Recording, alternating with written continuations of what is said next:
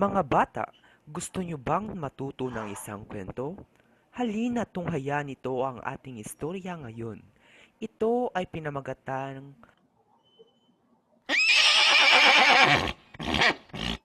Ang Tamad na Asno.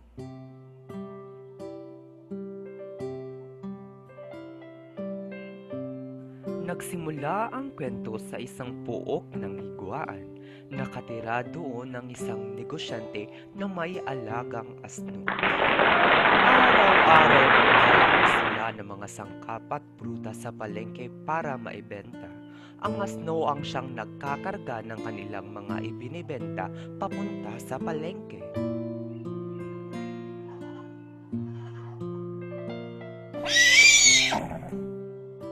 Mahal ng kanyang amo yung asno sapagkat araw-araw niya itong pinapaliguan at pinapakain.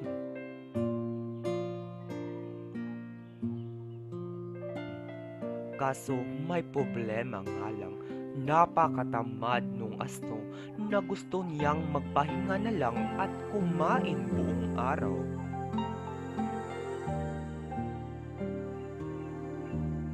Isang maaliwalas na umaga ang sumapit at kailangan nilang kumilos upang kumita.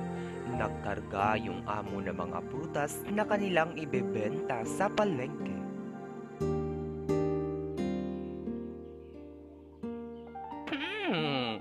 Hay nako, lalakad na naman. Ang bigat. Wika ng asno.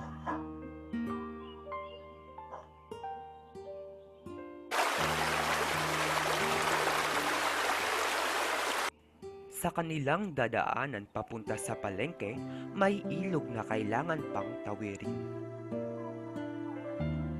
Sa kanilang paglalako sa palengke, may nabalitaan ng negosyante. "Pare, mabenta ngayon yung asin.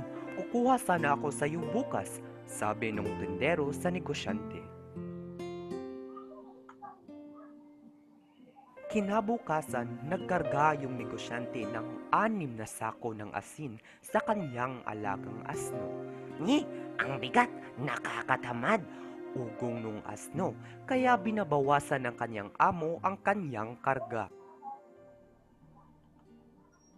Nadaanan nila ulit yung ilog, ngunit tumaas yung tubig kaya nagdahan-dahan na lang silang tumawid. Ngunit sa kasamaang palad, nadulas yung asno at nababad sa tubig yung sako. Gumaan bigla yung karga nung asno kaya nag-akala siyang mahiwaga ang tubig sa ilog. Uwi na lamang niya ang alaga at tuwang-tuwa naman ito. Baka pwede akong tulungan ng mahiwagang ilog bukas. Wika ng asno.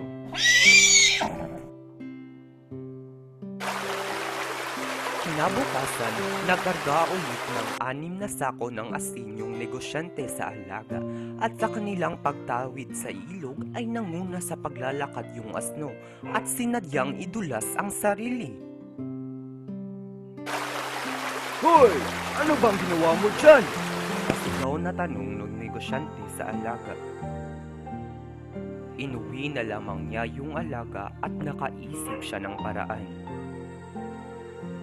Kinabukasan, nagkarga ulit ng sako yung negosyante sa alaga. Magaan lang pala ito at mas masarap pa sa pakiramdam. Wika nung asno. Nagtatawid At ginulas yung sarili sa tubig, masarap nang umuwi.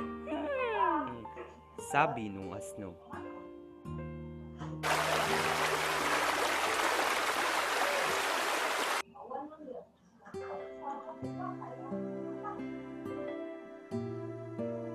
Ngunit napansin niyang bumibigat yung dala niya. Bulak pala yung karga-karga niya. "Ayan, napala mo. Hala, sige lakad!" utos ng amo sa kanya. Napagtanto ng asno na ang paniniwala niyang mahiwaga ang ilog ay hindi pala totoo. Nagpatuloy sila sa paglalakad at dahil basa yung bulak ay walang gustong bumili sa mga ito kaya kahit sa pag-uwi nila'y Karga-karga pa rin niya yung mga bulak. Natuto na siyang sumunod at maging masipag simula noon.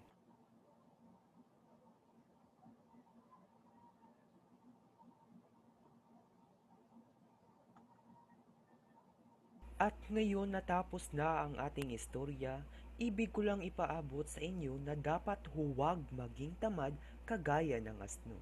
Hanggang sa muli at salamat sa pakikinig mga bata.